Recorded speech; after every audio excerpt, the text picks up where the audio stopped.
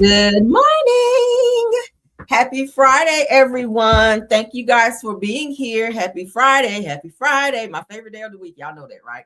If y'all follow me, y'all know Friday is it is my favorite day of the week. Not one of them, but it's my favorite day. How y'all doing? Thank y'all for stopping by. I hope you guys are having a wonderful day at work or at home or wherever you are, in the gym. I know a lot of you guys, some of you guys work from home like myself. But yeah, let's go ahead and get into our show. Let's speak to everybody. I hope you guys are doing well. My top flight mod, Rose, is first. Good morning. Ronnie is here. Good morning, Ronnie. Sheila Washington is here. Tabitha Lester is here. Cheryl Williams is here. Angela Kelly is here. Yvette McCovery is here. Lisa Bell is here. Good morning, D Nights. Good morning, Lisa Bell again. Big Steak is in the building. Good morning, Shaquanda. Good morning, Tamara Walls. Good morning. Shirley Terry. Who's that? Janie Yu is here. Good morning. Alicia Studemeyer is here. Good morning. Britton, good morning. Marion's Favorites is here. Daisy Lewis is here. You guys are here this morning. Playtime is here. Cassandra D is here. Shawnee's daughter, Emery, is here. Bernadette Clemens is here. Deborah Johnson is here. Sherry Culpepper is here. The Angie B is here. Maria Perry is here. Judy Brown is here. Good morning, everyone. Thank you guys for joining. Let me set this right quick. Y'all, my phone is blowing up. I'm sorry. I'm not crazy. I'm laughing, looking at messages. I got a lot going on over here this morning. All right, give me 1 sec. Let me set this. Good morning. All right, boom. Okay, there we go. There we go. All right, now we're cooking with gas. We got some more people here. Hey, Alan Ford. Hey, Brown Eyes. Hey, Charlene McCulley. Did I say that right? McCulley. Good morning, Mary Jacobs. Good morning, Miss Nice Tea. Immaculate Davis is in the building. Good morning. Said Grand Rising CR. Good morning. All right, let's get into the show, okay? Let's get into the show. Good morning to everyone coming in. I hope I didn't miss anyone's name. Thank y'all for stopping by my house this morning. We got some great topics for you. Everything said in the video is alleged and in my opinion and is used for fair use and entertainment. I cannot do my show without sending out a special happy birthday to my husband this morning. My husband's birthday is today. Why he went to work a half day, I don't know. This man, when I tell you, is so dedicated to what he do. My God, I don't work on my birthday, like never, ever. Every year on my birthday, I am off. So listen, he wanted to go in and work half a day today. So when he gets off, we're going to take him to his favorite place to eat.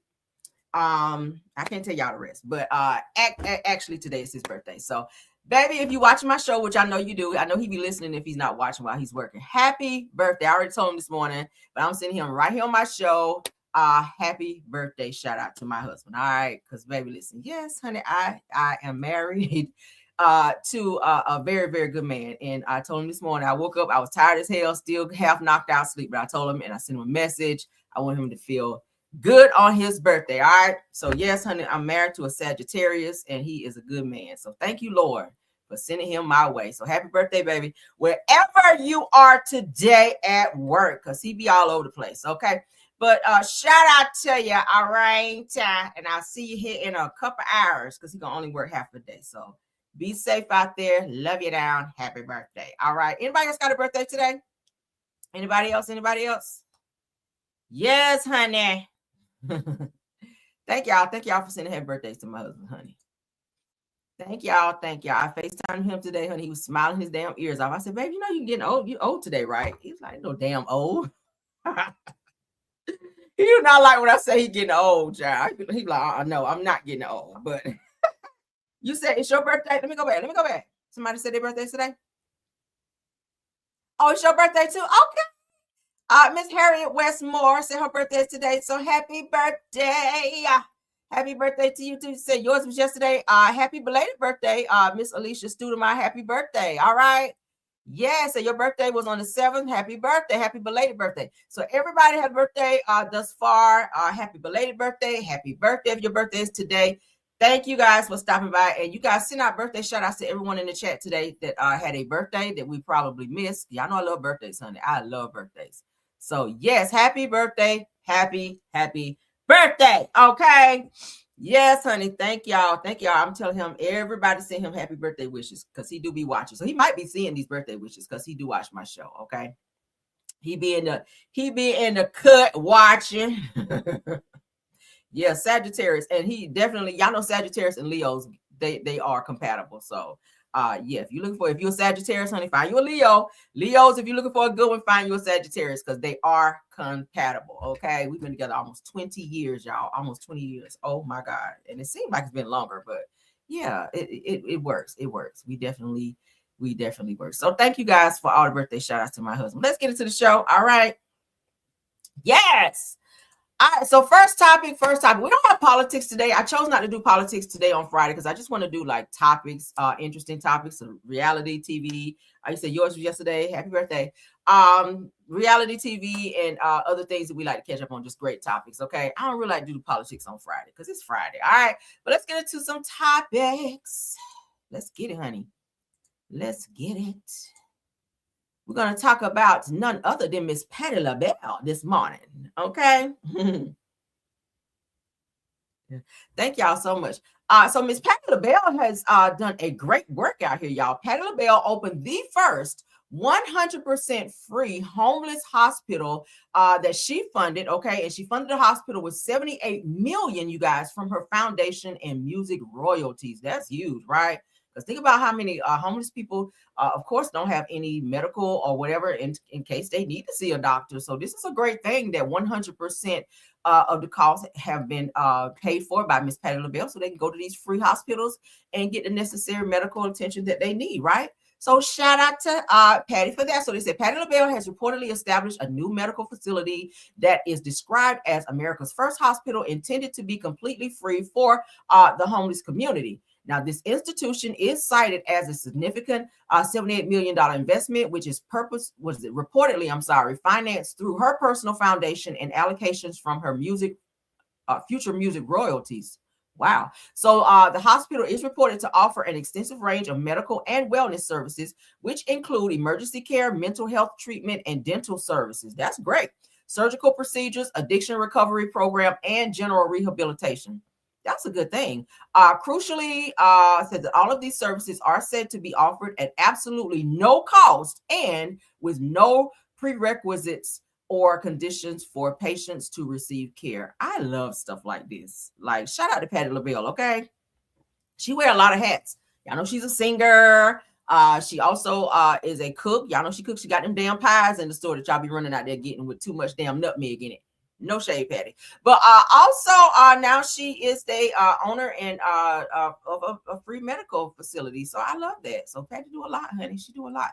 So she's putting her money to good use. I love when people give back. All right, let's get into some messy stuff. All right. So I told you guys a while back, and we looked at it probably like maybe a week ago. That wasn't too far back. But Will Smith's friend, Brother Bilal, as what he calls himself, he's still talking and spilling tea on Jada Pinkett. Now, Jada, he says, threatened his life. So now he is exposing Jada and Will and other people in the industry, and Tyrese Gibson, Cryreese is what I like to call his ass. He was actually named in this as well, as to say that he was seen on an SEX tape with Will and Jada. I was like, oh my God. But let's go ahead and talk about it. Shout out to Celebrity Word. Let's get into it. Car drives from Jada's house. So now we get into why she's even more mad. Jada will watch at the houses. She had her laptop. She would stick her hard drive in, right?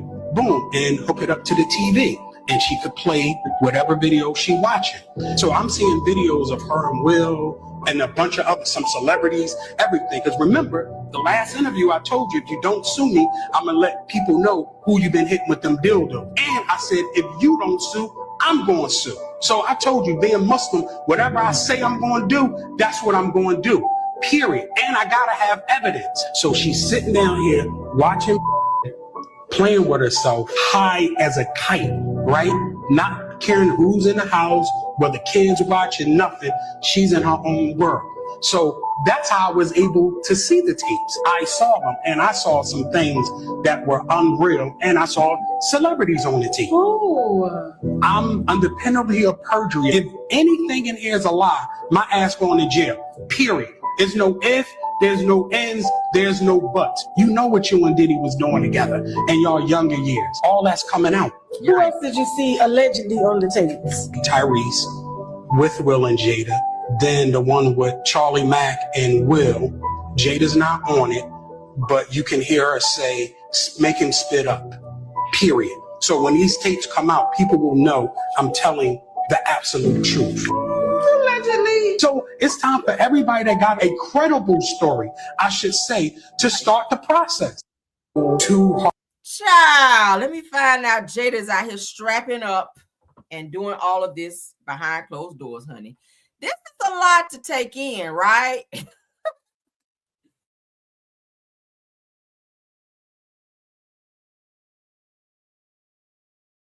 Rumors and stuff like that about Will and Jada.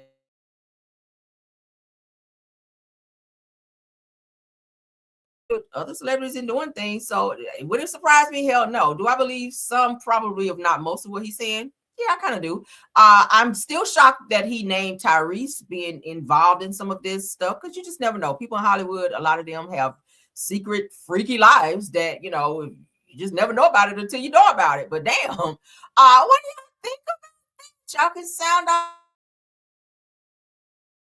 okay for pulling it out of him, honey, because you know she gonna always get the tea. So shout out to her. All right, moving right along. Let's get into the next topic, child. Somebody said, "Oh my goodness, right, right. Oh my goodness, is right, honey." All right, so according to Neighborhood Talk, 15-year-old Texas boy is arrested on 3 counts of capital unaliving after fatally pow-powing his ex-girlfriend's mom and 2 younger siblings. All right, 15 years old and already got 3 bodies on him, Lord. So said that police said that he initially wanted to pow-pow his ex at school, but then he changed his mind. What's going on with our children? What's going on with our children?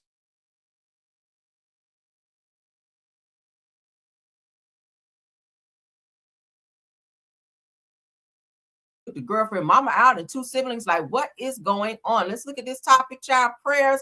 Pray over your kids, honey. Pray over your kids, because this is a lot. Tuesday night at 5:45 p.m., OPD was dispatched to the 87th Apartments. They arrived a short while later at 5:54 p.m. That's when they found the 3 victims. That's 39-year-old Jessica Rodriguez and 2 of her children, a 9-year-old boy and a 13-year-old girl. Now, OPD could not clarify whether or not that suspect forcefully entered the home of the victims, but we do know the weapon used was a handgun. The amount of shots fired and where he got the gun is information that's not yet being released. We also know that the suspect tried to run away from the crime, but he was located by officers along Andrews Highway at around 6:26 p.m. What followed after 6:30 was over 12 hours of investigation on scene. And now that work continues. Back at OPD with what's next. Well, we're tracking down the leads on where the gun came from. We know who purchased the gun, but then following that path. Something else we learned is that the family was not the suspect's original target. He actually was looking for his 15-year-old ex-girlfriend. He was originally planning on shooting her while at school, but changed his mind and visited her home instead. OPD says that a gun on campus was never reported. Obviously, there's been a lot of concern about the condition of the young girl. Chief Gerke says that physically, she's doing okay. She wasn't injured. Saying she's okay is, I think, maybe a misnomer, because after all this happened to her family, I'm sure she's not okay. But physically, she was unharmed. Yeah. Chief Gerke did not clarify where the 15-year-old girl was during the shooting. Now, this is still a very active investigation, which is why so many details are still under wraps. At this time, it doesn't seem like OPD will be releasing any more information, but we can confirm the suspect has been charged with capital murder of multiple persons and is being held at the Ector County Youth Center. We'll, of course, continue to keep you updated as this story develops. Reporting at the First Alert Desk, I'm Lauren. 15 years old. 15 years old. I keep telling y'all, honey, when Whitney Houston said, "I believe the children are the future," she was not talking about these kids, because I don't know where the hell these kids come from. These kids are dark. These kids are crazy. These kids have no respect for human life. Like, where does all this anger come from at 15? I still see a 15-year-old is like a baby. Like, Jesus, what is going on? You have 3 bodies by 15. Obviously there's something going on in his home or his upbringing. It has to be something. because, sir, you got a lot of demons in you. So they said that they believe that the teen initially planned to pow the girlfriend after school, but changed his mind and went to her home instead. Now, after arriving, he reportedly pow her 39-year-old mother and 2 siblings, a 9-year-old boy and a 13-year-old girl. They were pronounced unalive at the scene. Now, after fatally pow her family, the teen fled, but was captured by authorities within 40 minutes. He's currently in custody at Ector County Youth Center and has been charged with multiple counts of capital unaliving. Due to his age, authorities are refusing to release his name and the motive remains unknown. So the 15-year-old ex-girlfriend was not physically harmed. They said that I'm sure after all of this has happened to her family, she is not okay, of course. She lost her whole entire family. Police Chief Mike Girk says that he claims that they are actively working to determine how this minor obtained a firearm.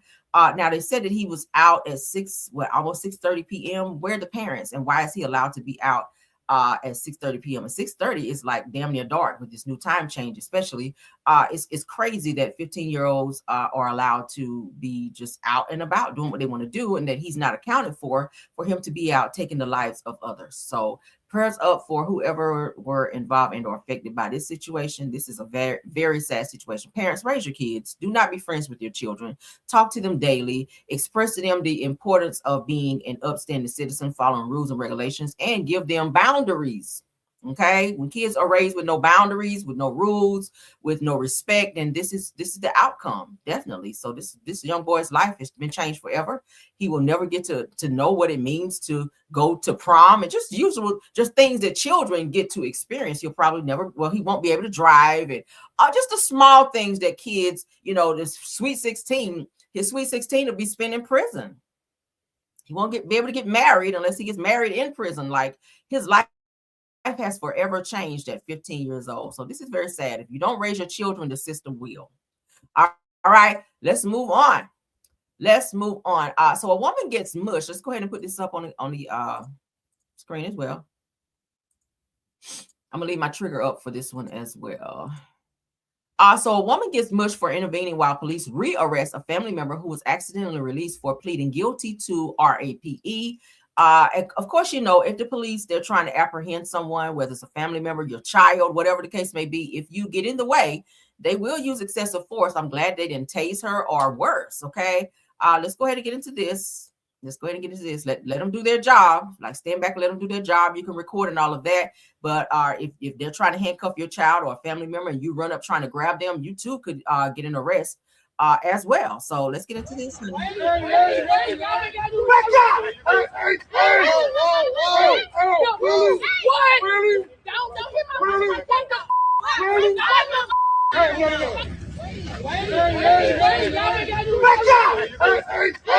So she came up and trying to tell the police, y'all don't have to do that or maybe be as rough with him. Well, they're doing their job, obviously. But for her to run up like that, she's lucky that she did not get pow, because y'all know, child, a lot of these police officers be trigger happy, okay? So they said this whole situation was a mess. A 23-year-old Memphis man, Cameron Brooks, just had pled guilty to RAPE and aggravated assault of a vulnerable adult. Said he was sentenced to 11 years in prison, but the jail mistakenly released him the next morning. Now, they said when deputies tracked him down to arrest him again, Fox 13 cameras were rolling. Now, as officers moved in, Brooks' family rushed towards him, trying to protect him during the takedown. Now, in the middle of the chaos, says that a woman in the family who was pushed as deputies placed Brooks back in handcuffs. Officials say the mistaken release happened because a legal hold wasn't entered into the system. This is the second time in 4 months that a violent offender has been wrongfully released from that same jail. They need, whoever is in charge of putting the information in there definitely needs to be written up or something, because you could potentially be releasing an unaliver. A serial unaliver. Like that's serious. You got to make sure you're putting the right information in the system so that people who should not be released are not released. This is crazy. This man obviously is an R-worder. He should be behind bars. So they went back to go get him. Obviously, they found him, and looked like he just stayed at home. He got released and went home like, okay, this is nothing. But moms and family members, do not be running up on the police, honey, because they will get aggressive with you. And probably unalive you if you're too aggressive, okay? Because she could have caught a charge for getting in the middle of them doing their job. What? Don't hit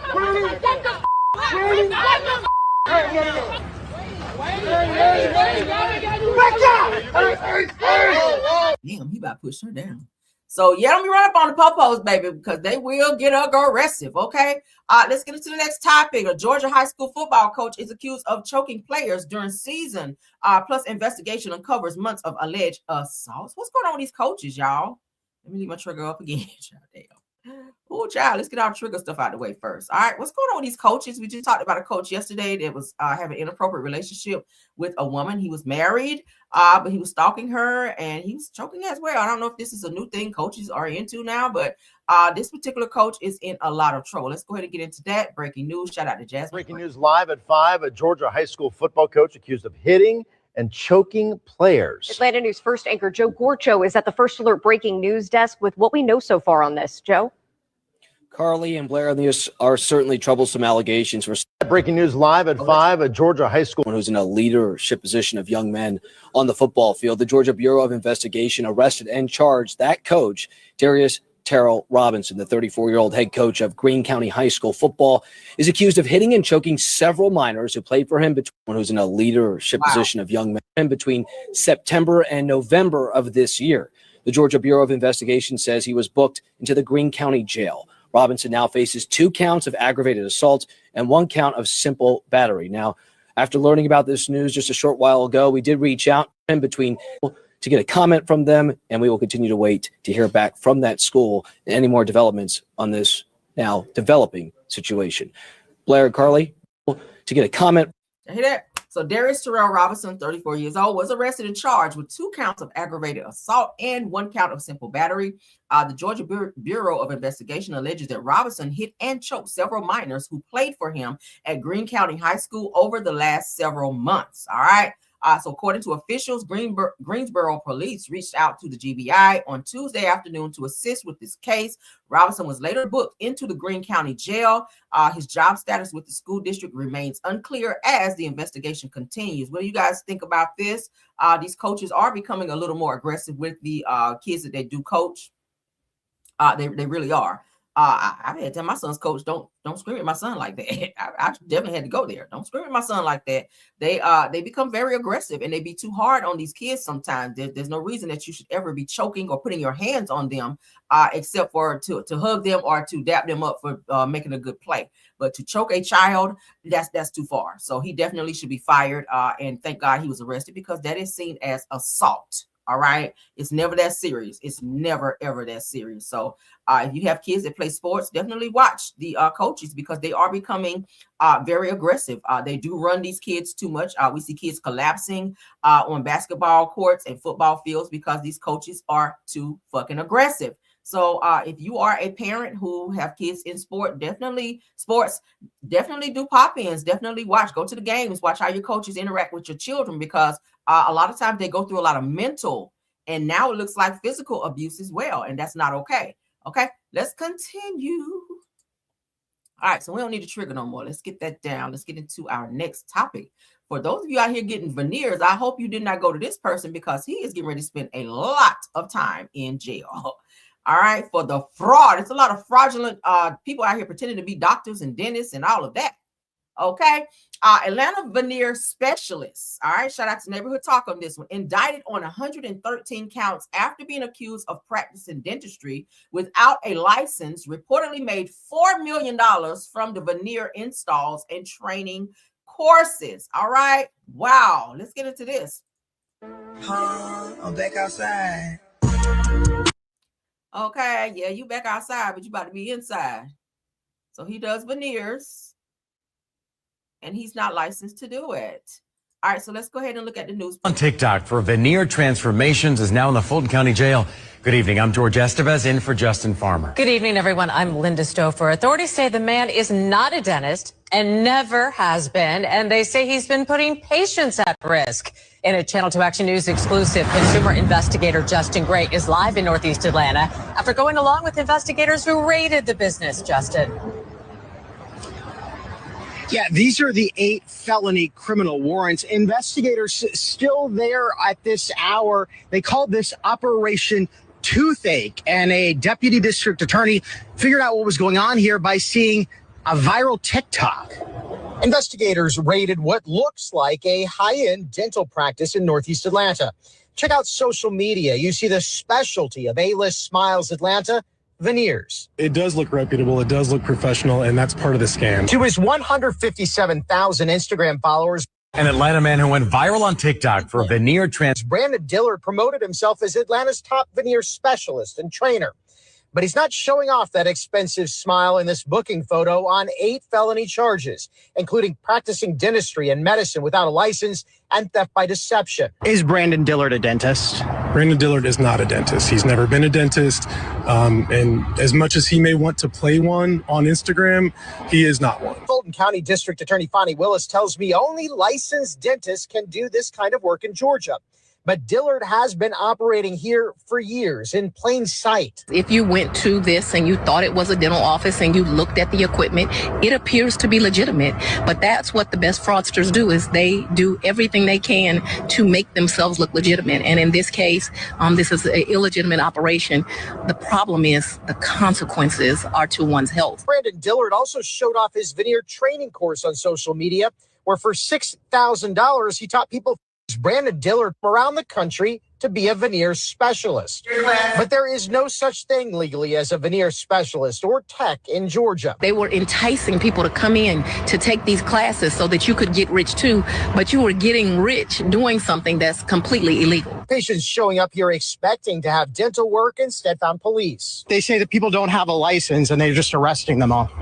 You a blood clot. Where my money at? What you talking about? DA Willis says patients are not only the victims of monetary fraud, but their health is at risk here too. We have had dentists not just locally, but from outside of the state also come and report that they were concerned about their patients who had received services at this location and the long-term effects of damages. And the district attorney's office wants to hear from both patients and students of Brandon Dillard. DA Willis tells me right now they don't consider those people who were given their technician around the country. I'm Dr. Mauricio Soto. And welcome to our 2-day veneer class. I'm back outside.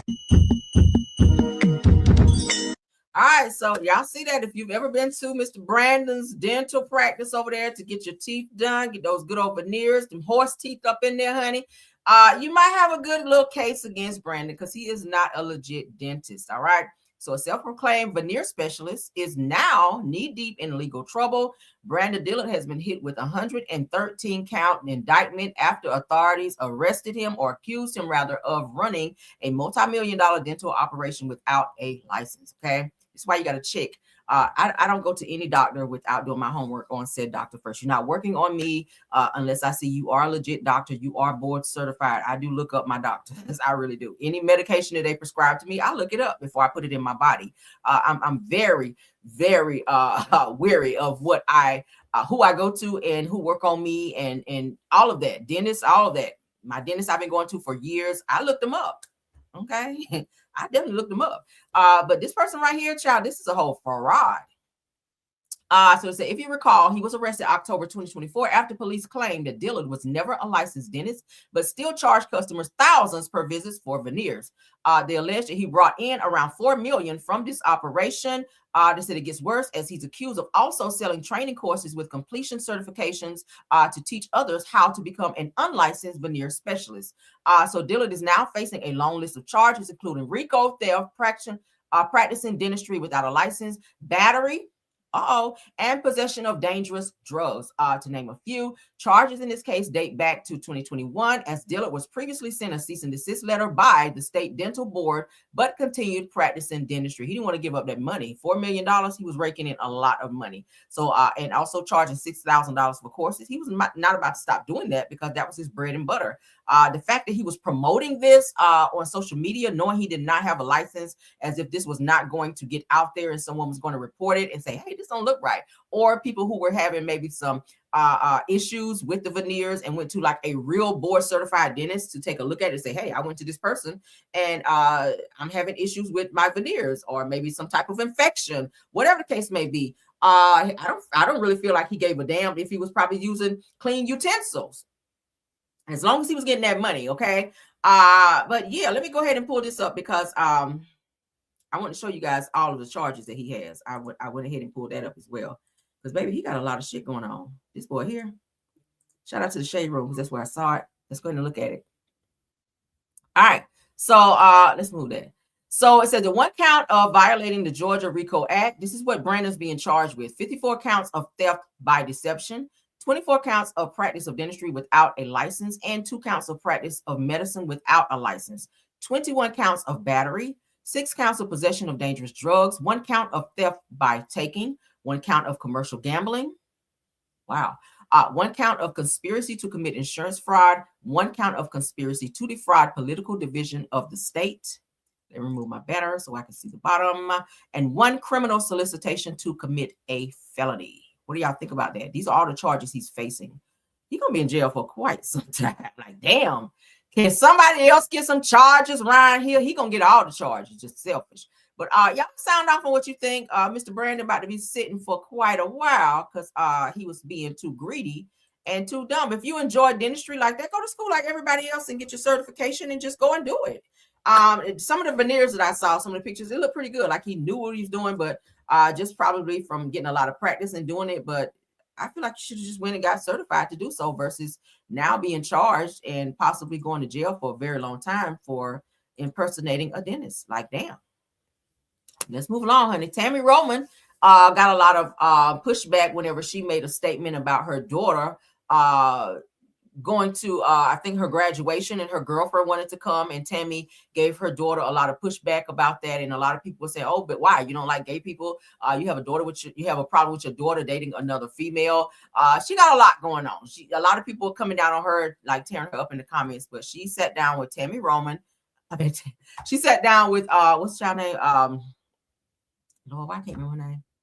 Tammy Roman sat down with Tamron Hall, Jesus, and said that she did not articulate herself properly while mentioning why she did not want her daughter, Jazz Anderson's girlfriend, to attend her graduation. So she's clearing that up. Let's get into it. Also today on Tamron Hall, I told you guys Brene and Tim Montague, they're supposed to sit down with her as well. I don't see any clips have been released as of yet because it's still yet early. So I may during pop in go and fish those out, and then we'll be able to take a look at that. Okay. I'm sorry, y'all.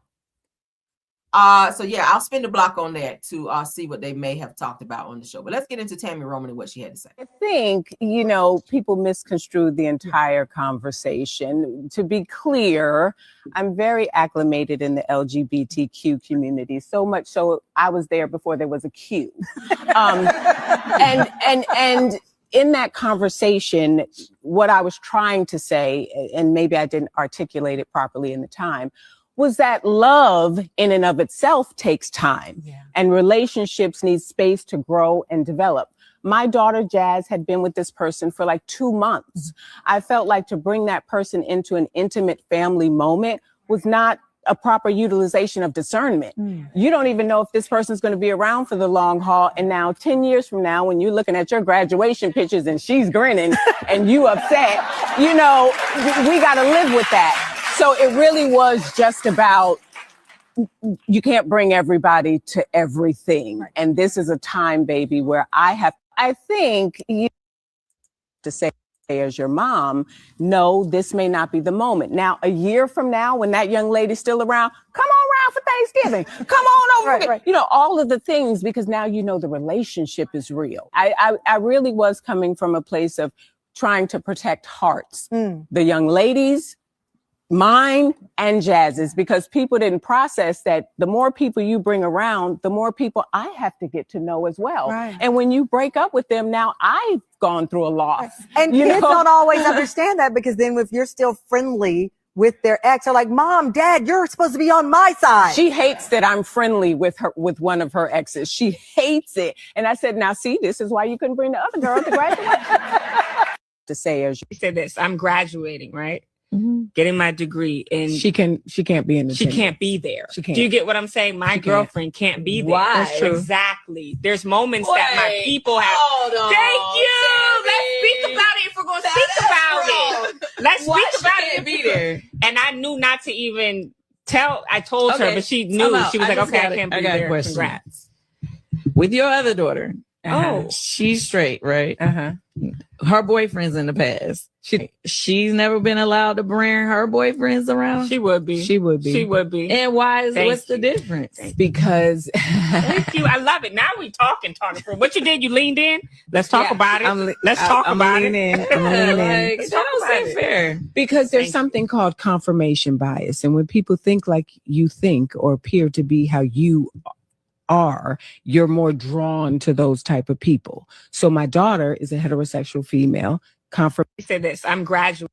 What do y'all think about that? So Tammy got a lot of pushback. A lot of people tearing her up, like I said in the comments, because it was like she had a double standard with her other daughter, who graduated from law school, where she was allowed to have her boyfriend around. But then when it came to her daughter Jazz, when it was time for her to be graduating or whatever, she is dating a female, and Tammy did not want said female to be there. But she was like, oh yeah, it's because you just was only dating this girl for 2 months, and I want you to look back later on in life and be like, oh my God, why is this girl in these pictures and I hate her so much, and this was probably a bad decision to do so. But my thing is, your daughter is grown. If she's dating her, whether it's a month, 2 months, whatever, that's her business. Just go and have a good time. If she chooses to want this person to be there to congratulate her, it is what it is. I don't feel like adults should try to choose their children's partners, because that only draws them to them even more. Y'all know how that goes. When kids get older, they want to date somebody. When the parents tell them don't be with them, that's when they want to be with them the most. Okay, that's when they want to be with them the most. You're only pushing them closer when you're trying to pull them apart. It's like a magnet. So, Tammy, I don't feel like you were being 100% honest about your reasoning for not wanting your daughter Jazz to bring her significant other, which is a female, versus you not even having anything to say about your other daughter when she graduated and brought her boyfriend. Maybe you didn't want, I don't know what she wanted, but from what she told Tamron Hall in terms of what we saw here, it just did not give, that she was being completely honest or whatever. Okay. So what do y'all think about that? You can sound off on that. Let me know. Okay. Jesus Christ. Give me a second, y'all.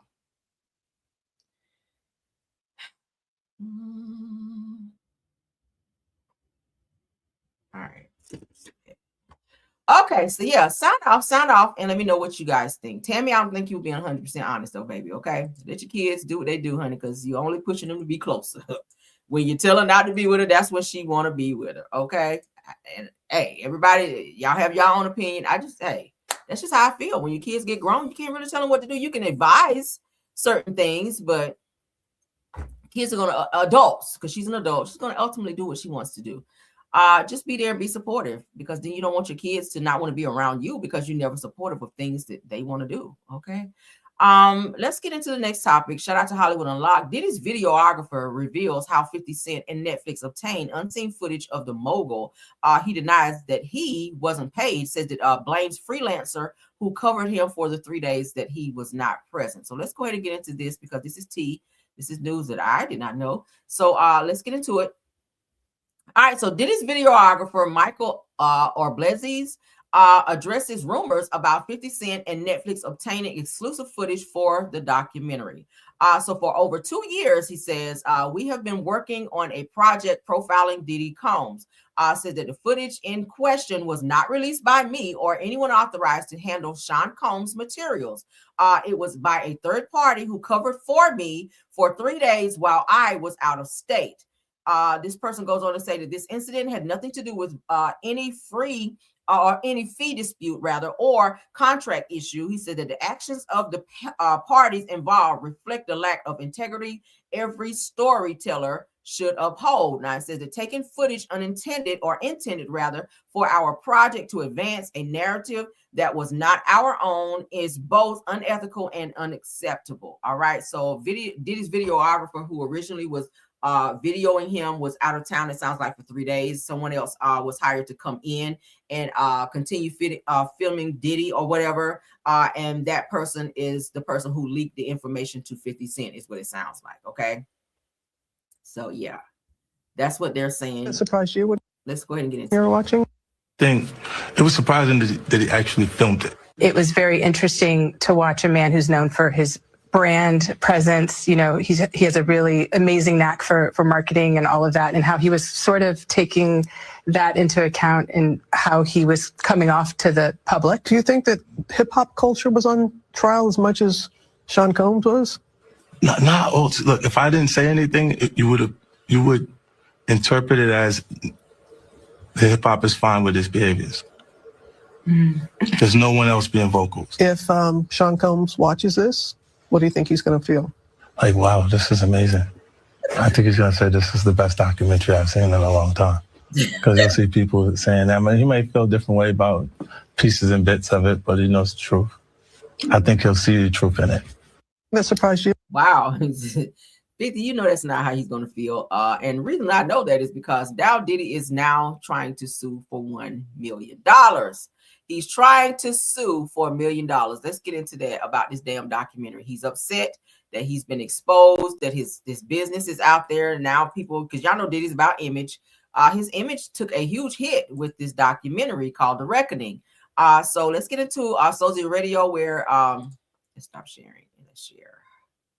Where they're saying that Diddy has now launched a $1 billion lawsuit against Netflix. Okay, so he's suing for this documentary. So Diddy's planning a $1 billion lawsuit against Netflix over character attacking documentary. Okay, of course he's mad because he's exposed. I believe most, if not all, of what was shown in the documentary. The clips of him saying things in there, doing things. I mean, you can't really too much edit that. That's a whole video. That's you talking. A lot of the stories that I heard in this documentary, I've heard before from people who were there and witnessed said things. Like Gene Deal witnessed Diddy slapping his mother because he's the person who said, "Hey, if you slap her again, I'm gonna whoop your ass for putting your hands on your mama." So just several other things that were talked about I've seen by way of different interviews on Art of Dialogue and other interviews on the internet. And read about it as well. So Diddy, I don't think wanted those things to be put out there because he wants to be seen as this mogul who's so unbothered, who don't do certain things. But you guys know one of the Lil Rod, who is a producer, also ratted Diddy out and talked about some things on there as well. The money that he owed him, which we know he's owed everyone. If you look at all of his artists, everybody's been saying the same thing. But I think that Diddy is upset because now this documentary is out. He knows that the documentary can be very damaging. If and when he gets out, that's going to keep a lot of people from wanting to work with him. That's going to damage and bruise his brand. He's probably going to lose a lot of deals that he probably had on the table because now people know who he really is. But let's go ahead and get into this. Shout out to Angela Yee, Way Up, and Sozi Radio. Diddy, we got to get to this. According to reports, he's getting ready to sue Netflix for $1 billion. Damn. One source is alleging the documentary was made to assassinate his character. It isn't journalism, it's entertainment. Allegedly, Diddy has hired one of the most powerful law firms in the U.S. and wants at least $1 billion in damages. And that number could go up if Netflix does not retract some of the things that were said. Wow. $1 billion.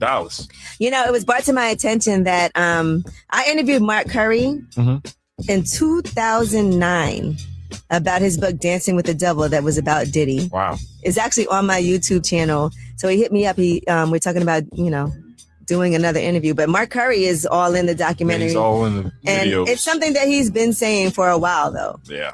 Now, Diddy, we got to get to. I keep saying, Diddy, you want Netflix to retract a lot that was said in the documentary, but people who work very closely with you went on the record on this documentary and pretty much ratted you out and said a lot of things that, like I said, I've heard before that Diddy was involved in and that he was doing, and his behavior with his employees. Okay, Capricorn Clark, I've heard that story before where she was also beat up by Diddy as well. Like, that's out there. Go YouTube, go Google this stuff. Like, it's out there. I think that Diddy is more so upset that it's been brought to light and that people have seen this documentary. It's #1, like, everywhere. I done started watching it again. I need to finish it. It's 4 parts for those of you that have not had a chance to see it. I'm watching again just in case I missed something, because I know a lot of times when I'm watching TV, I'm playing on my phone and I'm probably getting my show ready for my next video or something like that. So just in case I missed something, so I've started rewatching the documentary. If you haven't seen it yet, definitely go watch it on Netflix. It's called The Reckoning, all right? And it is #1. Let's move on. Someone else that's suing is Ja Rule. He is suing 50 Cent. This shit is crazy. I already told you guys that there is a documentary also getting ready to come out next May on Ja Rule, since he decided to open his mouth about 50 Cent and start trolling him. So 50 was like, oh yeah, you too. So now I've got a documentary on you. So shout out to Ja Rule for getting ready to get exposed as well. So Ja Rule says that he is ready to take 50 Cent to court with a defamation lawsuit over the allegations that he has been spreading about him and Diddy. Okay, so let's get into it.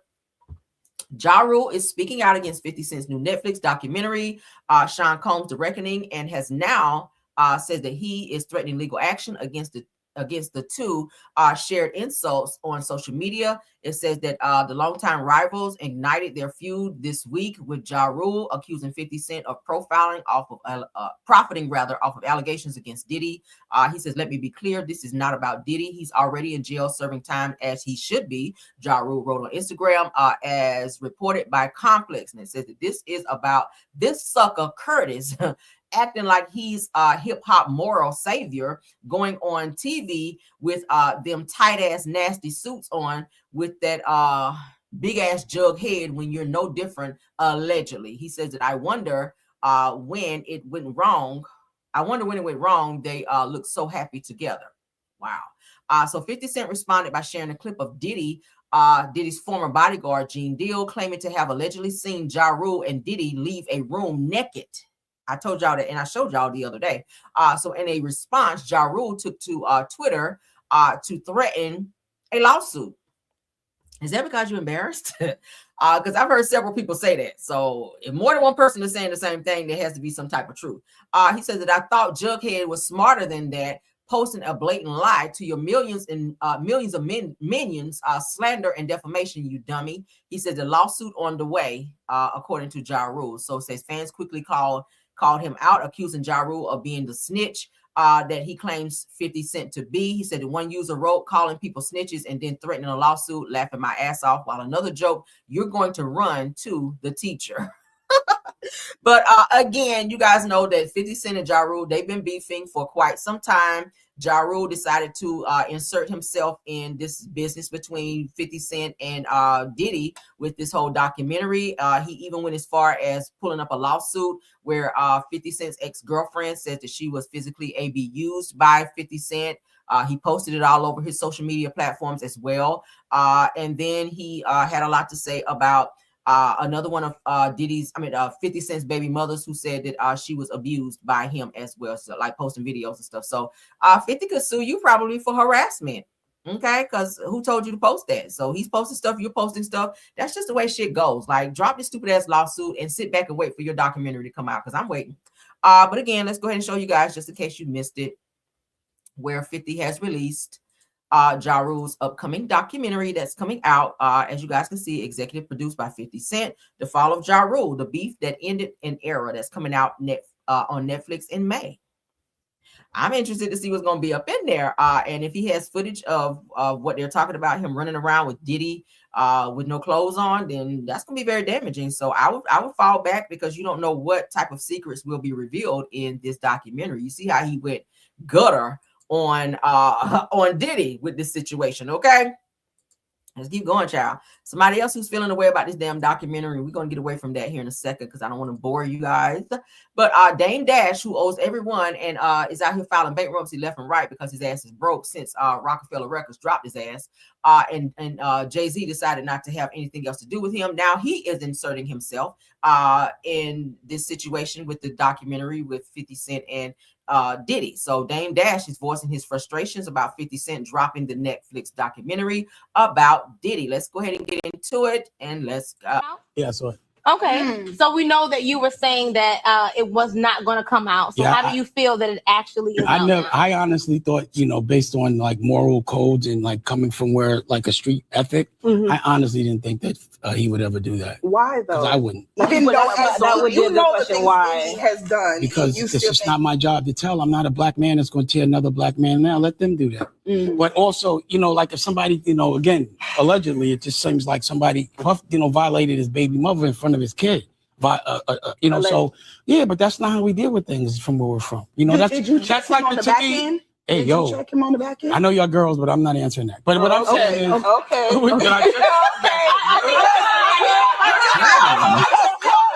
just caught it. I gotta let me answer the question. So again, you may not understand like a moral conduct for a grown ass man from where I'm from and where I thought he was from. There's just certain things and like it's not for us to tear somebody down. So for example, if I'm a criminal and I see somebody doing a crime, I'm not telling. If it might be a violation, like they might be doing some shit that might be like a violation to a kid, then I got to go handle that. If I sign on to the street. So for me, I'm not going to do that because that platform is not black owned. I'm never going to tear a black man down for a white man ever in my life. Also, I know Puff, right? And I don't think that, again, I'm not ever going to check for his moral character. As you see, we never did too much business together. But it would never be me to be the person to deliver that. Let them do it. So probably another person, I would say, go ahead, do that. Maybe someone from, so like example, TMZ called me and was like, yo, we want you to do the interview and this, that, and the third. And I'm like, yo, you think I would ever make money for y'all tearing another black man down, even if that man is wrong? If I'm a black man and I want to do something, I'm going to go tear down a white man. I'm not going to tear down a black man. There's so many injustices that we see other people from other cultures. What's the difference between tearing down a black man and a white man? You're still tearing a person down. You're still committing the same type of act that you're accusing 50 Cent of. It's just by way of a different color. No one deserves to be torn down because you feel vindicated because tearing down a white man versus snitching on a black man who is out here. Like, you have daughters. Again, it could have been your daughter, Dame Dash, who was trafficked, who was treated like Diddy was treating these women. Your daughter's a beautiful girl. She's the type that Diddy would go for. So suppose that was your daughter that Diddy did Cassie that way. Suppose it be your daughter that was treated the way Cassie was treated. Suppose it was your daughter that was in the video at the hotel laying on the floor while she was being stomped, hit, kicked, and all of that by Diddy. Would you still feel the same?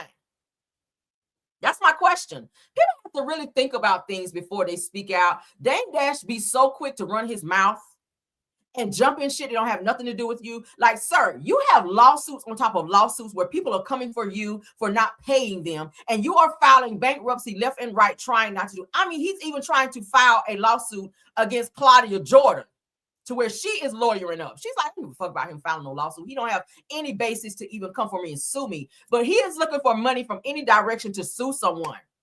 Now, don't mess around again like Ja Rule ass just got and your ass be in a documentary. Because weren't you messing around with Aaliyah when she was young?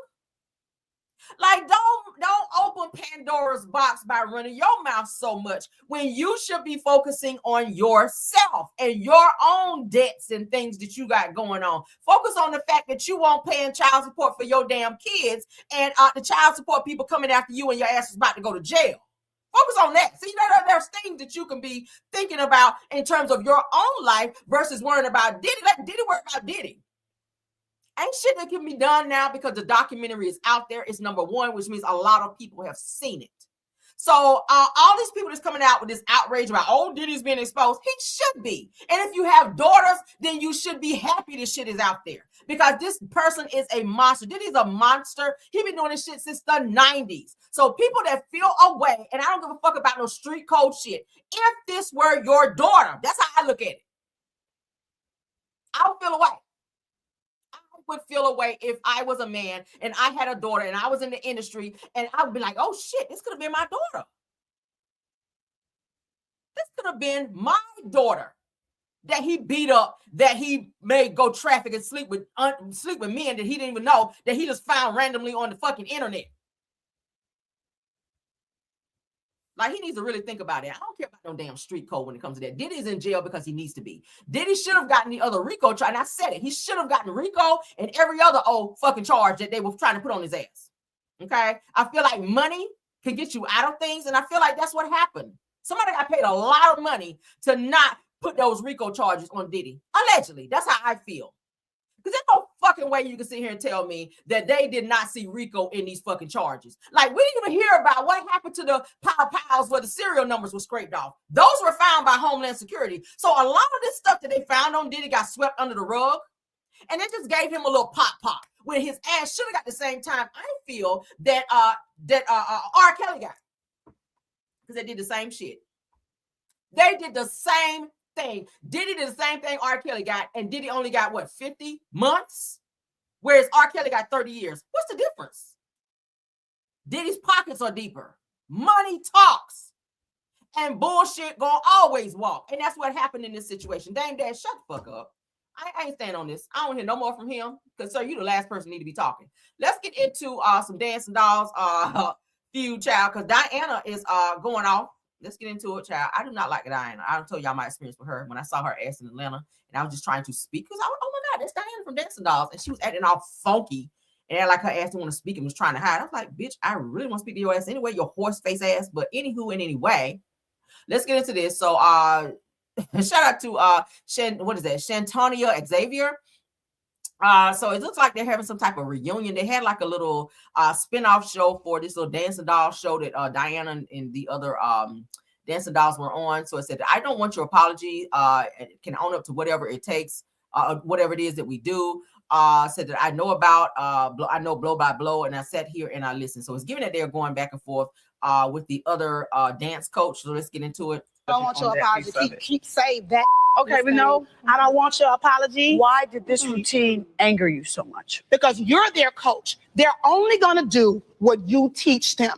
You respond to how you responded. We give blows and take blows. It's fine. I'm a victim of domestic violence. I'm a survivor too, so I had my ass beat. So I understand about blow by blow. But what you did, I'm not finished. I said, listen. Okay. You attacked the dogs. I don't want your apology. Keep saying. She is so evil. That's why I said, watch your coaches, honey. Y'all see how Diana used to talk to the girls? Do you see how Diana used to talk to the girls on the show Dancing Dolls? Like, I don't agree that you should break a person down mentally, psychologically, just to be their coach. Like, I get it. A lot of girls are not going to catch on to certain dance steps like as quickly as others. Okay, Diana, you must remember that you weren't always a dance coach, okay? You were in PORN videos, my love. You were a dancer, my love. You were putting things in your mouth that shouldn't have been there, my love. Yeah, I'm going there about her because I cannot stand her ass. I don't do Diana on any level, like at all. Like, you only have one time to act funky towards me, and bitch, it's always forever up and stuck. Like, if I ever see you in these streets, bitch, I will never ever speak, like, no more. Because I was really trying to be nice when I saw you, like, it's Diana, and she was acting funky, so you can keep that. But anywho and anyway, I believe that Diana has a very nasty disposition, and she's always had it out for this other coach. It was on Dancing Dolls as well. If you guys watch the show, which I feel like I've seen every single episode because I really used to like the show. Okay, I think it came on Lifetime, but now she is having this nasty attitude. You see how her face just got she just has this nasty disposition about herself. Like, you don't got to do all that just to have a conversation with somebody and explain what you went through. Now, do I sympathize? You got your ass beat from whoever DV? No, I don't promote that on any platform, or especially on mine. I don't feel like a man should ever put his hands on a woman. But your attitude, Diana, oh my God. She's a nasty individual. Like, girl, you really get some anger management to deal with the things that you went through. And again, I don't like the way she used to talk to Cameron and the other girls when she coached them, as well as the mothers, the parents, when they would come there to watch their daughters practice or whatever. Diana, she was very nasty towards people. Again, if you have children in sports, dance, whatever, make sure you do little pop-ins and watch and see how they're being treated by those that you leave your children with, because they could be going through some psychological abuse from these coaches. And Diana is definitely one of those coaches. I'm saying it right here on my show. Yes, your horse face ass is a mental, psychological, verbal abuser towards those that you coach, including other coaches. All right. And she be trying to fight people. So yes. Get off my show. Moving right along. Let's get into some reality TV news, okay? Oh, I cannot stand her. I cannot stand her. Yeah, she's very nasty. Oh, she's very nasty. Yeah, y'all say y'all didn't know that? Go and look it up. It's verifiable, honey. I ain't gonna say allegedly. Diana from Dancing Dolls used to be in PORN. So this is who you guys are sending your children over there to teach how to do cartwheels and kick splits and all that shit over there. Yeah, she was on videos. Yeah, Diana. Diana, if you watch my show, call me a liar. Then I'm gonna go fish the video and put it up here. Yeah, girl. You were doing splits on dicks in videos. That was you, girl. That was you. But anyway, moving right on.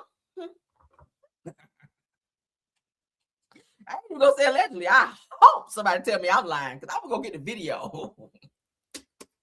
Yeah, see, you try to hide behind this new this shit here. But girl, you were here with it. Try it. Okay. Moving right along though. Y'all know I know, honey. I know everybody's business. I ain't gonna never tell no lies over here, no ma'am. I'm gonna get into some married to medicine news, okay? You were cracking pepper on the video, girl. You were. You were cracking pepper on the video. And I ain't talking about putting it on your food. All right, so Lord, the audacity, girl. So Toya from Married to Medicine, honey, she speaks on her friendship with Simone and Quad. Okay, she said it's a friendship of over 13 years, and it's worth fighting for. I love that for them. Okay, I like Simone, and this season I'm really liking Toya. All right, I was kind of on the fence a little bit with Toya because I was like, oh, she had a little stank a little bit. But this season, Toya has kicked the door down on Married to Medicine, and she's giving what needs to be given. So shout out to her. Oh, yeah, she was doing splits on Dixon videos, girl. She was. All right, let's get into it. You mentioned Quad a second ago. What makes those friendships worth fighting for, or are they worth fighting for at this point for you? I think any friendship that you've had for over 12, 13 years is worth fighting for. You know, and I think that we fight because we love each other. You know, it's like a family. You know, in my family, my real family, you know, my biological family, we go at it. I mean, the holidays is hard, you know, they're very hard, but you know, in the end, it's because you want to see everybody grow. You want to see everybody succeed. And you know, we watch their kids, like you said, grow up. And so we're like, you know, it comes with the territory. Yeah. You've invested so much, you don't want to just let it slide. Absolutely not. You do try to play peacemaker. I am a peacemaker. For Quad and Simone coming out of that reunion. Yes. Simone says you need to keep your mouth shut. Absolutely. Simone, I don't like the way you call my name. Can you guys fix this? Because I think you're still angry, and I think you're still hurt. Quad, and those two I am things, not angry, so I don't know where this bitch is getting that She from. just called me a bitch. How did playing peacemaker work out for you this season? You know, there's a lot of other people this season that needs to keep their mouth shut. What relationship for you changed the most because of this season?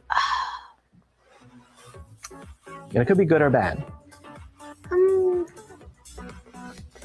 Quad. Okay, is it good or bad? It's good. That's good. It's good. Yeah, we've been working hard on our relationship. Yeah, absolutely. You mentioned she's not a huge fan of Quad. Quad is kind of rubbing people the wrong way this season because she comes off as being very fake. Now I know Quad has, and probably in my chat today, some of you guys may like Quad, and it's okay. You like who you want to like. But y'all know I always keep it 1,000 when I'm talking about somebody and how I feel. I feel like Quad is not the fan favorite this season because she comes off as hella fake. I feel like her storyline this season is hella fake as well. I don't think that her boyfriend is that into her. I think she loves him more than he loves her. And I feel like she has this guy because he's like a boy toy. And I think that everything that he does for her is pretty much for clout. And he wants to be a part of because of who she is. He likes the limelight and he thinks that he's someone when he's really not. He's a fucking fraud. But at the end of the day, do I feel like she has a reputable storyline to be on Married to Medicine? No, she's not Married to Medicine. I don't feel like she should be on the show, but because, you know, of Dr. Heavenly speaking up for her and asking the network as well as Andy Cohen to allow Quad to be here over Sweet Tea and her husband, who clearly are Married to Medicine. I thought that was very diabolical because I know a lot of people don't like Sweet Tea, but she is now Married to Medicine. I feel like her storyline was a little bit more reputable than Quad's. I just did. I don't think it was wise to put the two of them on the same platform. But while I do like the fact that Toya does cherish her friendships that she's had for a very long time, especially with Simone, because they do be out doing like, you know, double dates or whatever with their husbands. I think that's a great thing. So on the show and off the show, it gives that their relationships and friendships are authentic. And that's a great thing because it does make the storylines look a little more real when they interact on our screens, right? But Tara, let's get on with, I'm going to stop sharing because I don't tell no lies though. But yeah, go and check that out. That's the link. We'll drop the link in there and y'all just go pull it up at your leisure and you can look at it. Okay. Moving right along. Let's get into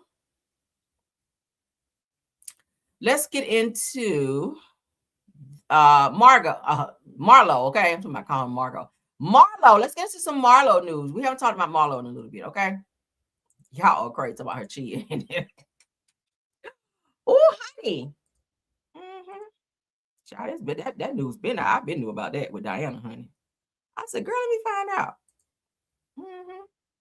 From a dancing doll, from a PORN performer to a damn dancing doll teacher. See, that's why you gotta do your homework and know who you're dropping your kids off with, honey. Because that's a lot. All right, so let's get into it.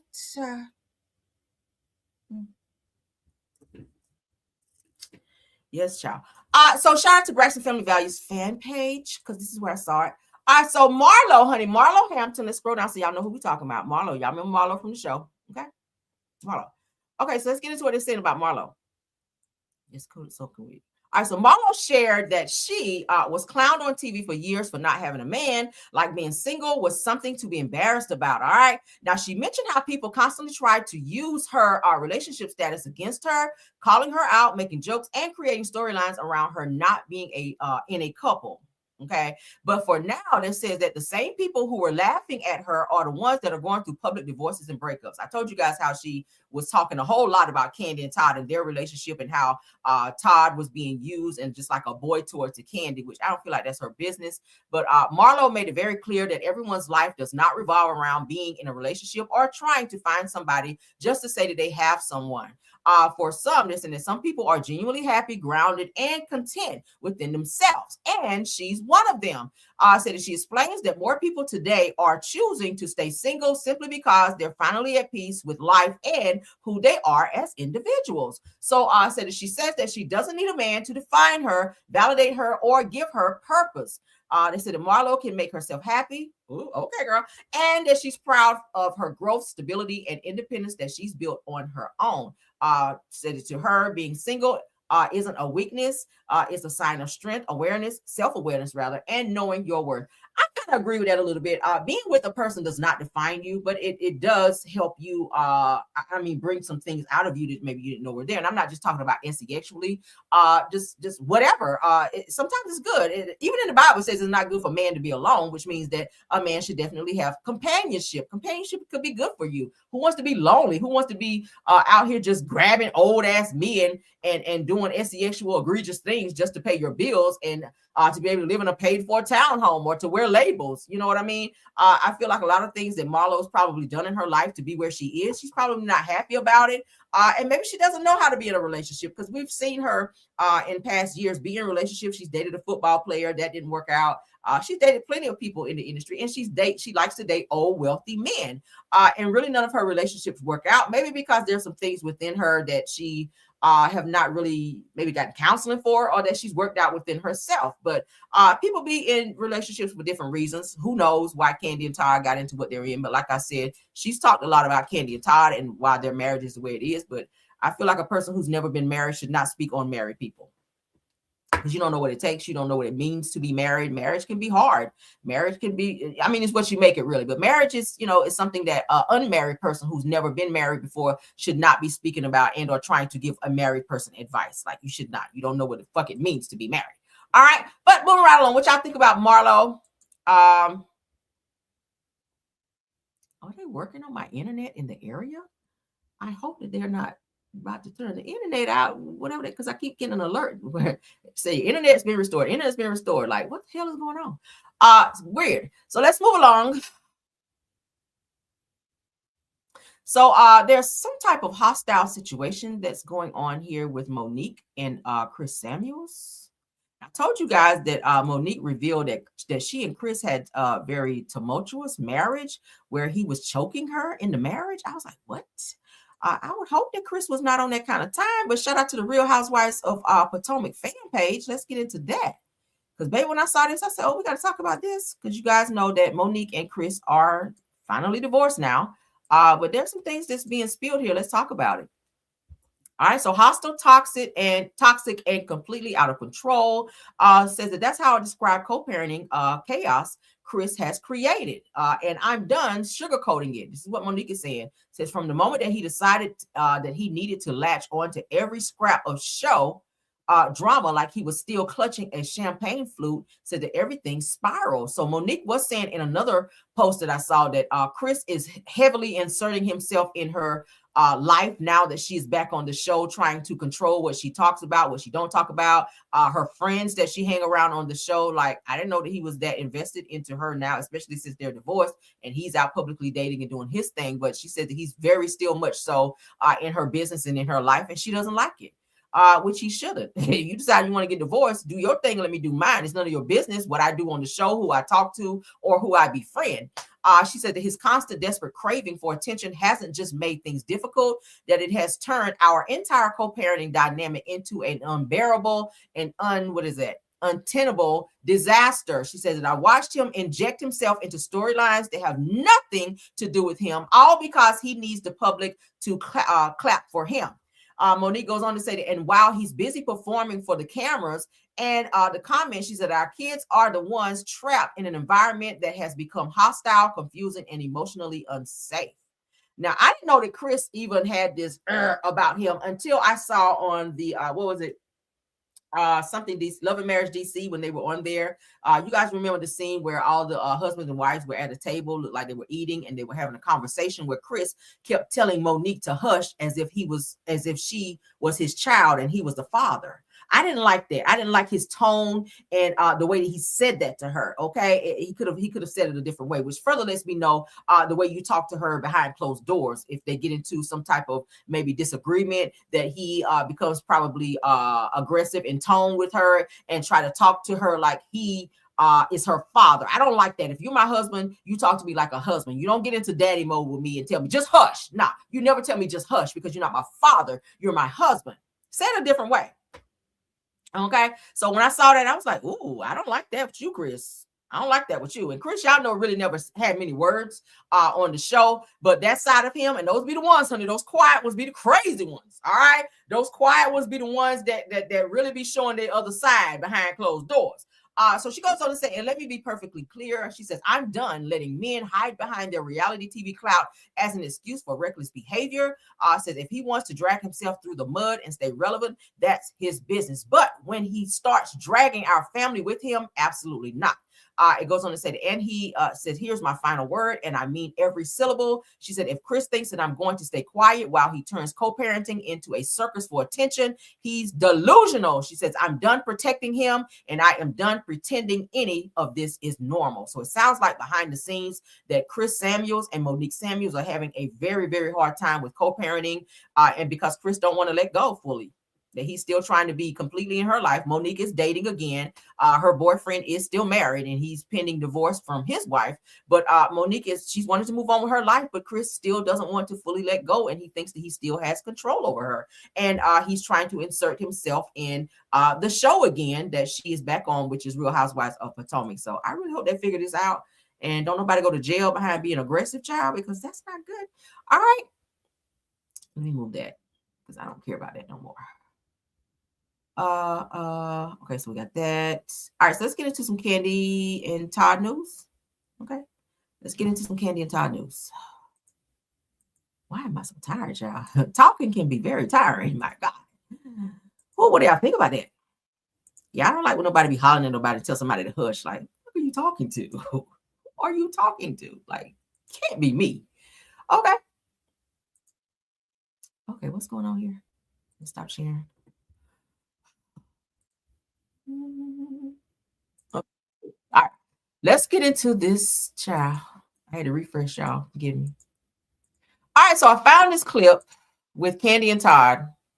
I keep finding clips that clearly keep showing me why the two of them are not married anymore. Todd and Candy, this is a scene where they went to marriage counseling, okay?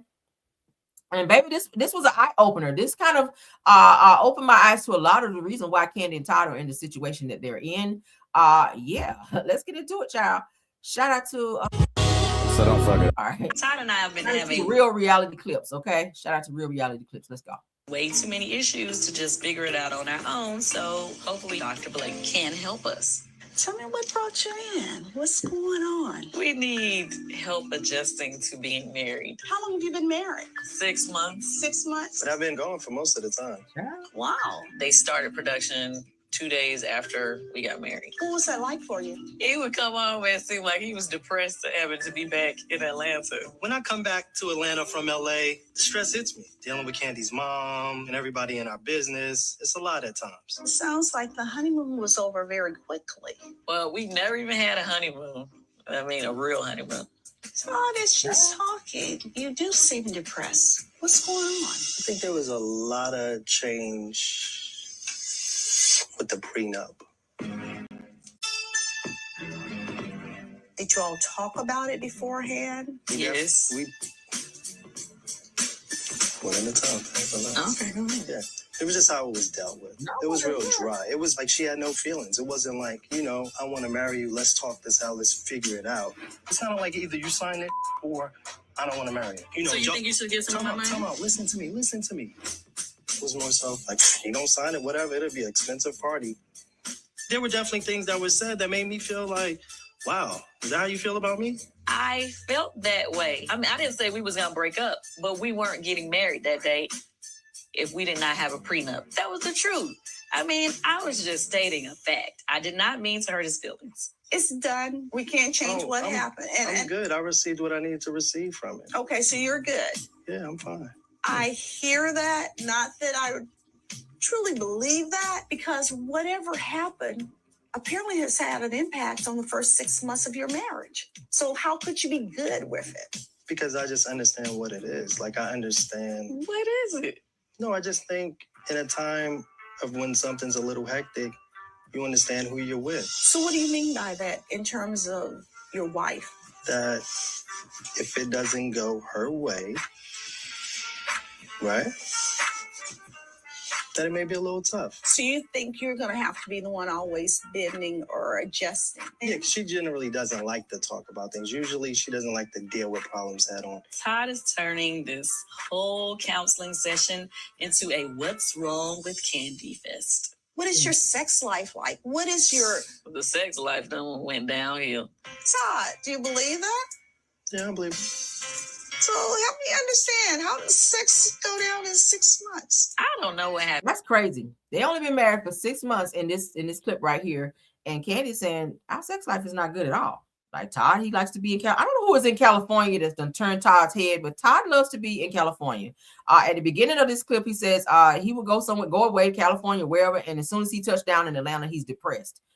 It's given that Todd he is not happy in his situation. I think that he on the outside looking in was thinking, oh my God, Candy is this cute girl with a lot of money, like, let's get married. I think this is going to be a great thing for me. But once he got into it, I feel like Candy's family is definitely too involved in their marriage. I feel like they need to push back a little bit. Todd don't seem happy. He does not seem happy. And it seems like he's clocked out like way before a lot of all this other stuff happened. Like 6 months into the marriage, you should not be in this space. You're supposed to be still in the honeymoon phase. You should still be loving each other. Your SDX life should be great at that time. Like, what in the world is going on where you guys are sitting in counseling 6 months into your marriage? Like, damn, weird, right? For a second, I was like, well, hell, are you cheating out there in LA? Like, what is going on? Because, what's up? I'm not feeling this counseling thing. I think this chick is one-sided.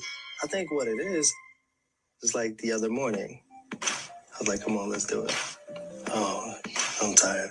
Let me sleep. Let me get this hour in.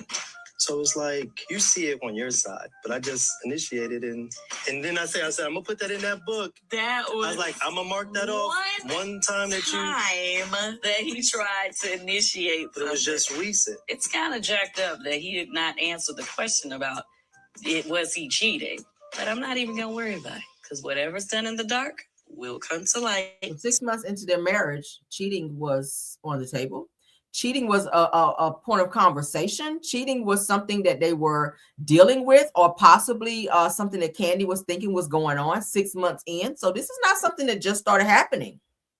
In this clip, they're at a counseling session 6 months into their marriage, and Candy's questioning, is he cheating? Because their sex life is not like it used to be. You got to look for signs. There are signs. Women, we have intuition, and if you don't tap into your intuition, a person act differently. Like I said yesterday, they'll start, pick an argument and escalate it so they say, well, I'm leaving. I need to leave the house so I can clear my mind. Where they really want to go be with old girl. Okay. Or if you notice that your sex life is not the same, or if your partner is doing certain moves that they've never done before, and you're looking like, where the fuck you learn that at? Okay. Now, granted, you're supposed to spice it up and keep it spicy and spontaneous and all of that. That's great. But you have to, if you're a woman, because women, we pay attention. I know I do. I pay attention to every detail. Like we know when things are a little off. But this situation with Todd, it gives that he's clocked out a long time ago, like 6 months into, or probably before they got married. Because given the fact that going into their marriage, they were already arguing about this whole prenup situation. So I feel like he was immediately turned off by the entire situation already. And then getting into it, I feel like he did love Candy, but he had a major turnoff in terms of how they went into the situation, because he immediately felt like, okay, I don't have a voice in this marriage. I'm just going to go along with it just for the lifestyle. And I'm still going to do all the things that I want to. But I feel like he made it his point, his business to stay away so that he could do whatever he wanted to do in order to be happy. Who says as soon as it got ready for me to come home, child, immediately I was depressed. Like immediately depression just came upon me. Just the thought of me coming home, like, that's not good. Todd, let me ask you this. Have you lost interest? Not at all. Something's going on. It didn't have to be cheating, but if you're not emotionally connected, that disconnect will show up in your bedroom. I want to give you a homework assignment. You need a date night, and I mean, no telephones, no anything. Oh, she might pass out. She on the damn phone. Social media. She will. I want you to get a sheet of paper, and I want you to draw a T. On the left, pros. On the right, put cons. What are the stressors and what are the things that brought you together that you like about each other? Write them all down, and we're going to process those. Therapy is work. If you want a marriage, you got to work on it. Okay? All right. Thank you. Right. Thank you. All right, so let's pause. So you guys see there where sounds like Dr. whatever this doctor name is, I forget her name, but where she's talking about the emotional disconnect. Todd is definitely emotionally disconnected, and like I said, with him wanting to fly to LA a lot, it could be someone that he was seeing out there that he was emotionally connected to. Candy's very busy, and that could be a turnoff for a person who wants to be intimate or a person who wants to be around a significant other, and emotionally and physically they're not there, so they feel that void with someone else. Not saying that that's right for Todd to do, but you went into this knowing that Candy's job calls for her to be away because of who she is and for what she does. She's been doing it for years. So you can't be selfish and come into the situation and try to punish her for something that you knew you were coming in this whole situation and knew about. You knew she was going to be gone like that. So it's a catch-22. I feel like Candy was doing everything she could to save the marriage by bringing another partner into their bedroom, because she knew that probably Todd at the time was cheating. She was like, look, let's just bring somebody in. I like women. You like women. This could be beneficial towards, for both of us, so that you don't feel the need to go out and be with someone else. Let's share this experience. And I don't feel like that was enough, because now they're still saying that Todd still stepped out of his marriage with Candy and was seeing other people. So maybe he wanted to have that interaction, but not with her. Because they say Candy's a very freaky girl, but maybe, just maybe he had already clocked out 6 months in. And I pulled this clip for a reason. That's a weird situation for you to only be with a person, married to a person, when you should be still in the honeymoon phase, and you're just sitting there like, yeah, whatever, I'm not happy. You should not be a counselor 6 months in. That's weird. I'm gonna do whatever it takes to save my marriage, and I hope that Todd is willing to do whatever he needs to do as well. He's got homework. Todd and I have been. So she says, I'm willing to do whatever it takes to save our marriage. That means having threesomes. That means bringing women in. That means having Fatum go on vacation every single time so that you don't be looking at other women or feel like you need to step out and get somebody else. I showed y'all the pictures. What y'all think? Put it in the comments, y'all. Move right along. All right. While we're talking about Candy, let's get into this next post with Candy. Candy's child said that social media is really starting to be too much for her. It's really starting to be too much for her. All right, so Real Housewives of Atlanta, Candy Burns vents about dealing with social media. Y'all know she see all the videos that a lot of us do, talking about her marriage.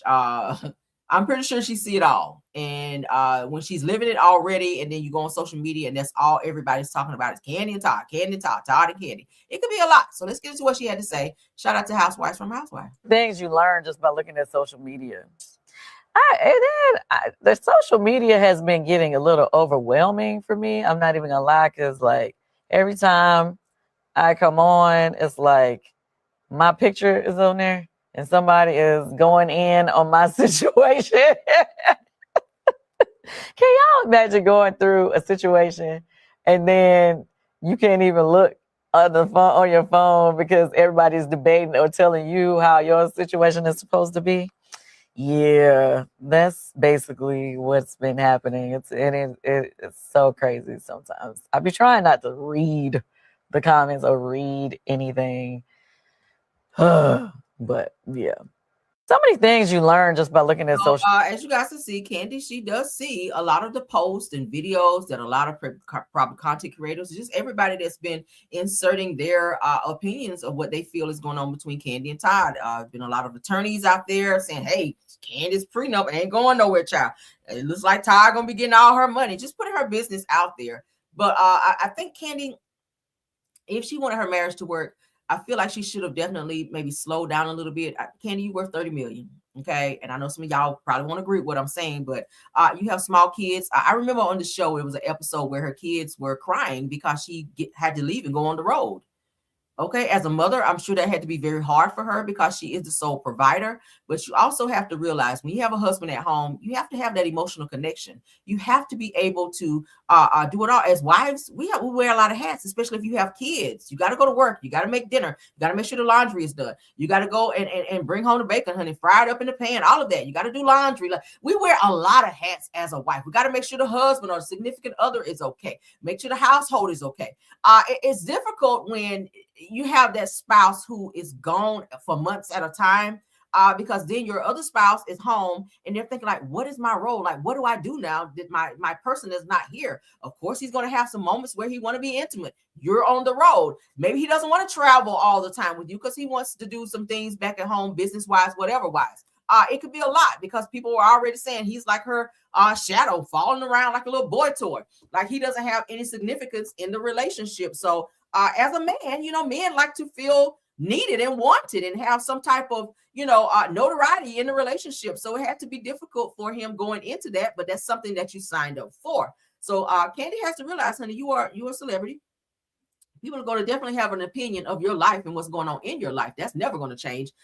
You would think she would be used to that by now, being that Candy came into being a celebrity and being, who she is at a very, very young age. She was a child, for God's sakes, when she and Escape first was signed and got on the road and became these huge stars. So she's dealing with a lot from so many different angles. I would just turn my phone off and not even look at it shit sometimes. And I have to do that even with YouTube because it gets to be so toxic sometimes. I have to just get off social media, just not even look at something. And I tell people, don't send me anything. I don't want to know what's going on. Like, it's a lot. It could be a lot sometimes. But with her going through this divorce, I really hope that that they get through it and it's less stressful. And I know that's hard to say, but I really hope that they can get through this and that it's not as abrasive as it looks, because I think she's gonna really probably have a whole fucking heart attack if she finds out that this damn prenup is not being able to be how she wants it to be, or withholds it, is able to keep it or hold on to the prenup and that it's legit in court. Because baby, that's all she really talked about. I'm not getting married unless it's sign this prenup. So for her to find out that the prenup is not going to be withheld or upheld in court, that's probably going to really take her out of here. That's going to probably be the biggest stress that she's ever dealt with, because Candy always was about her coin. So I prayers up, child.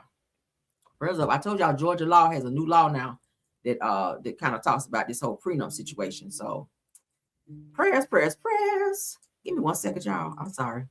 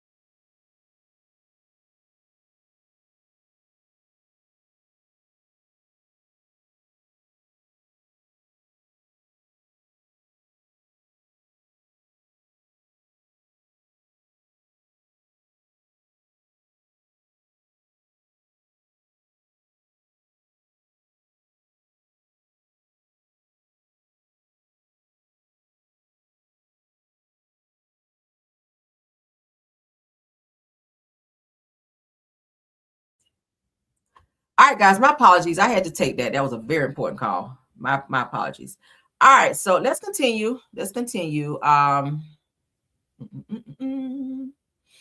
right, let's get into this Love and Marriage Huntsville, and then we're gonna go. How many more we got? Yeah, we got 2 more topics, then we're going. All right, because I gotta get out of here, child. Oh my God. All right, so let's get into this. You guys know Carlos has decided to do a Christmas special for Love and Marriage Huntsville, child. They're saying it is around the time that Melody's having her winter wonderland. That sounds a little suspect, Carlos. Now, why would you do that? To put on a Christmas special that you've never done before to kind of overshadow Melody's little winter wonderland show, Carlos. You know what you're doing. But let's get into it. A little suspect. So let's see. Okay, so shout out to Love and Marriage Huntsville and shout out to OWN. Let's get into it. Christmas is special because you two got engaged on Christmas. Yes. Were you aware, Kimmy, because you strike me as a woman who knows a lot that's going on. Had zero clue. Really? Zero. Absolutely. It was a surprise. It was a normal Christmas for us. We were eating and hanging out and doing what we do, playing cards. Yeah, we were playing Y'all were cards. there? Yeah. Okay. Yeah. Well, we always hang out together, like around the holidays. We were sitting at the table playing cards, and Maurice was my partner. And he had fumbling around, dropping cards on the floor. And I had a good hand. I was he was like, babe, wait a minute. I dropped the card. I was like, don't miss deal. No. I was like, count your cards. Don't miss deal. And so he's on the floor, literally scrounging around. I'm like, oh my God, not now. And he even says to this day, like, the point was for me to look down at him on the floor. But I'm so busy fussing and trying to keep the cards, I didn't even look down at him. And then they were like, and then when I looked down, he was down there he had dropped the Queen of Spades. The Queen of Diamonds. Oh, the Queen of Diamonds. Mm-hmm. And so when I looked down, he held that up, and then he said, "Wait." That's the ring he gave you? Girl, you should have said no. But anyway. Christmas is special because you two got engaged on Christmas. Yeah. I think Kim is regretting every single day she said yes to Maurice and his bald-headed, mayonnaise-looking ass. Child, you can just tell Kimmy is just not 100% happy about all the shit that she's dealing with Maurice, child, with him wanting to hump on her 27 times a day when his ass, for him to be an attorney and have all these jobs, it's so weird to me. Like, does he have any cases? That's my question. Because how do you have time, Maurice, to say that you want to do it 3, 4, 5 times a day? Like, most attorneys don't have time for that shit if they have clients and they have jobs. That's plural, meaning things to do, right? That's weird. I think that she's definitely rethinking her decision on marrying Maurice because he just comes off as this self-entitled idiot, okay, who thinks he knows it all. So it's kind of like Kimmy is like the mom to him, okay, where she always has to correct Maurice and chastise him because of things that he say and do, and he's always trying to embarrass the hell out of her in public as well. So I don't think that was a romantic engagement, not to me. And Maurice, you've been on the show for how long? Like, you could have got her a better ring than that, sir. But what y'all think? Were you aware, Kimmy? Because child, what y'all think? I ain't playing that shit no more. Put it in what y'all think. Boom! All right, last topic. Now, my question here is, why is Martell so invested in who Destiny is dating and who she's feeling and who she's into? If you are still running around here talking about you are in love with Ariana, which we all know that's total bullshit. Because Martell, why haven't you married her yet? You and Melody are divorced now, going on 7 years? You are not even thinking about it. You ain't even got Ariana a ring, okay? She don't even have a car. She don't have a ring, like nothing. I think that Ariana's purpose is to be a babysitter and to put up with Martell's bullish, okay? But let's get into this because this was a little cringe for Martell to be grilling Destiny on who she's dating and who she like and if she's really into that person. Like, you can tell when a person has laid with a person before. And I'm gonna keep saying it. I feel allegedly that Martell and Destiny have definitely been together, because why do you care who she's with and how deep the relationship is, Martell? Like, get out of here. Let's play this, y'all. Oh, you know Will. Damn. Who changed the subject? A few weeks. That was your first date? Yes. You like him? Dang. So how long you been knowing Twan? Hold on. We got 5 more. Let's go. You know, he was my bodyguard at my event last year. I don't know him like that. We're just Y'all vibe a little bit? There's an attraction there, but we're just friends. Oh, okay. You and Lance, y'all done? Yeah. Oh, really? Sorry. Gonna be my father-in-law. Oh. So who you like more? I don't really know either of them to like say that. I don't know if Will will be the one, considering the conversation we had at the gym. At the gym? Oh my God. What you mean? What he say? Maybe I should. Oh, he probably gonna tell you. He gonna keep it 100. I got a lot of love, because when you got so much love, it's hard to give it to one woman. I don't know about this. Doesn't that make sense, though? You curling destiny right here, hell. Well, time will tell. Destiny? I was joking, but you gotta be a little more selective. Would you give him 3 days instead of 1 now? You got it. See, he's talking the same stuff. Game night. Yeah. He might want to hit it and stay, but you act like he want to hit it and quit it. Oh yeah. Well, he gonna be waiting a long time to hit and quit because it ain't nothing like that over here. How long you know Will?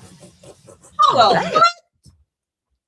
It's gonna be a long time before he hit it and quit it. That's all you've been doing, Destiny. Have you forgot you dated every man on the damn show, with the exception of Chris Fletcher and Maurice and Marceau? Damn, girl. And Ken. You done dated about every man on the damn show and their sons. So let's not forget how you were with Moses. You were hit it and quit it with Moses, because didn't Moses say he told you he had a girlfriend and you said, I don't care. I still want to see you.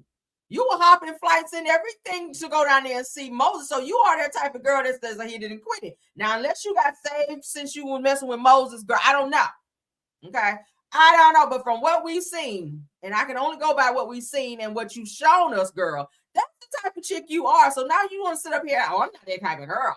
But you didn't even be trying to date Will after this nigga done told you he got 4 kids by 4 different women, and he wants to be able to spread as much love as he can around, and even have more than one woman in a situation. So he wants you to be one of many women that he's dealing with, or probably be involved with said threesomes, because that's the kind of lingo he was throwing out there. And Destiny was just sitting there blushing with her eyes all wide. And don't be acting like you don't like a threesome because you tried to have one with Maurice and Kimmy. Y'all remember? On my nerves at getting on TV acting like they forgot, or like we forgot what you actually showed us, Destiny. Like, stop it. You are not that type of girl that where you just this God-fearing woman who wants to be married. And what did you do in your marriage? Hell, you had to have a paternity test in your marriage when you were married to LeBaron. So you and Martell are one and the same. Don't be looking at Martell all crazy when he asks you, well, what about this person? What about that person? Like, girl, you know you got a lot of wop mouths. Like, cut it out. Right? Anywho, that is my show. They got me here hollering, child. That is my show. Thank you guys for joining. Said Ninja done tore child, right? Tore it down. Straight onto the ground. But let's get out of here, child. Love you guys down. Happy Friday to everybody. I hope you guys are having a wonderful, wonderful day. Y'all be safe out there. Stay warm out there, okay? I'll be back for midday pop in. Keep your notifications on so you guys know when I go live, okay? Again, happy Friday. Happy birthday to all of the people with birthdays. Happy belated birthday if we missed your birthday. Thank you guys. Thank you guys. All right. So shout out to my top flight Maj, True TV Podcast, Tower, KBR, Sweet Esther, Scorpion Miss, and Rose Armstead. Thank y'all for doing an awesome job of modding, keeping the trolling down. Thank you also to all the content creators that stop by and support the video. Deary Talk. Thank you, Black Women in the Building. Jonetta Speaks. Thank you so much. Simple My Family TV, Miss Didi, JCD Creation, Shay P. Thank you, Queen Speaks TV, Schoolboy, if you stop by, and Shay Renee. If I missed anyone, please let me know. Other than that, we gotta go. All right. Hold on, I clicked on the wrong thing. If nothing else, we're gonna get out of here. Okay. Until the next video. Bye. When you feel low, you can still go. Even when you feel slow, you can still go. Even when there's no hope, you can still go. I never answer to no, man, I still go. Go, go, go, go, go, go, go, go, go, go, go, go, yo, go. Hustle hard, hustle every single day. I'll be making moves till I'm buried in my grave. To the system, I don't wanna be a slave. I've been doing shit my way, or the highway. And in the driveway is a nice range. Cause I grind through the climb, I invite pain. You'll never hear me bitch, nah, I don't complain. Just gotta flip the switch and you can go and obtain anything you want, anything you need. Your mind's got the key ingredient, it's belief. They'll deceive with the negativity, but I just slide right by that energy. Even when you feel low, you can still go. Even when you feel slow, you can still go. Even when there's no hope, you can still go. I never answer to no, man, I still go. Go, go, go, go, go, go, go, go, go, go, go, go, go, go, go, go, go, go, go, go. You got a mind, but even that could change. You could flip the gray matter like some batter in your brain. That's why I say, fake it till you make it A. And if you play that game, then you just might make a change. Rearrange all the bad to okay. Take the worst thoughts saying, turn them to a game. Take the best thoughts saying, put them on display. On repeat in your brain till you're feeling no more pain. Never slow yourself down, you can do some more. Push past all the pain and you'll find a door. Open it up and finally explore everything that you thought you could never do before. And even when you feel low, you can still go. Even when you feel slow, you can still go. Even when there's no hope, you can still go. I never answer to no, man, I still go. Go, go.